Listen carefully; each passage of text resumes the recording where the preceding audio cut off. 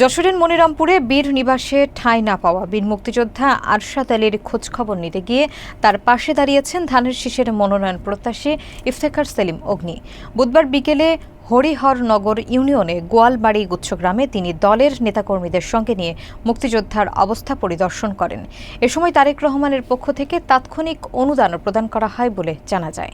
বিস্তারিত দেখুন মোহাম্মদ শাওন হোসেনের প্রতিবেদনে। যশোরের মনিরামপুর উপজেলার হরিহরনগর ইউনিয়নের গোয়ালবাড়ি গুচ্ছগ্রামে বসবাসকারী বীর মুক্তিযোদ্ধা আরশাদ আলী দীর্ঘদিন ধরে নিজস্ব ঘরবাড়ি না থাকায় ভোগান্তিতে রয়েছেন। বীর নিবাস কর্মসূচির আওতায় এখনও তার ঠাঁই হওয়ায় বিষয়টি স্থানীয়ভাবে আলোচনা সৃষ্টি করেছে। বুধবার বিকেলে তার খোঁজ নিতে সেখানে যান বিএনপির ধানের শীষের মনোনয়ন প্রত্যাশী এবং সাবেক ছাত্রনেতা ইফতেখার সেলিম অগ্নি।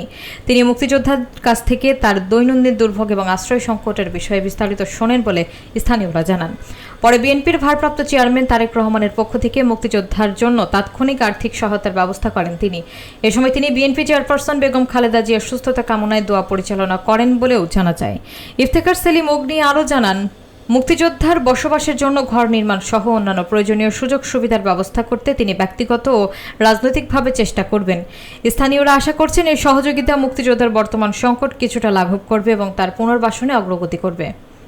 একজন বীর মুক্তিযোদ্ধা, আমার কোনো ঘর বাড়ি নাই, আমি পরের ঘরে বাস করি, কাজ করতে পারি না।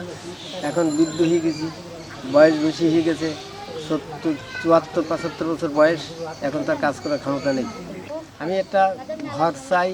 স্থানীয় পত্রিকায় একটা নিউজ প্রতিবেদন হয়েছে যে এই ভদ্রলোক একজন বীর মুক্তিযোদ্ধা এবং উনি মধু সংগ্রহ করে ওনার জীবন পার হয়।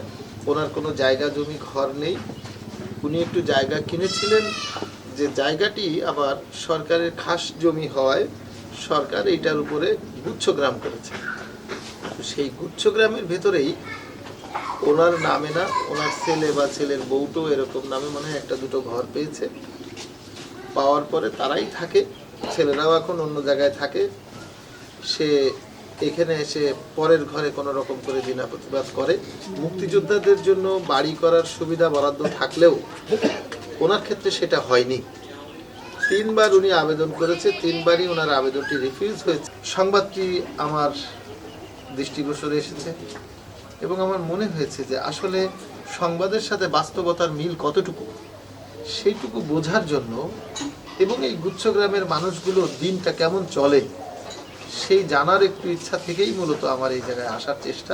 বিএনপির ভারপ্রাপ্ত চেয়ারম্যান জনাব তারেক রহমানের পক্ষ থেকে আমরা তাৎক্ষণিক আপনাকে একটু আর্থিক সহযোগিতা করছি।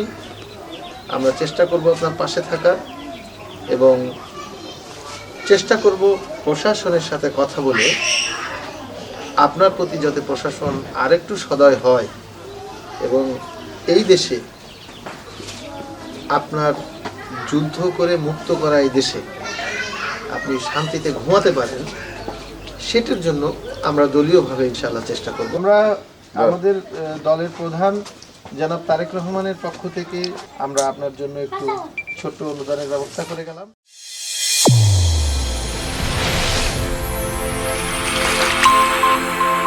চ্যানেল A1 হৃদয়ের স্পন্দন।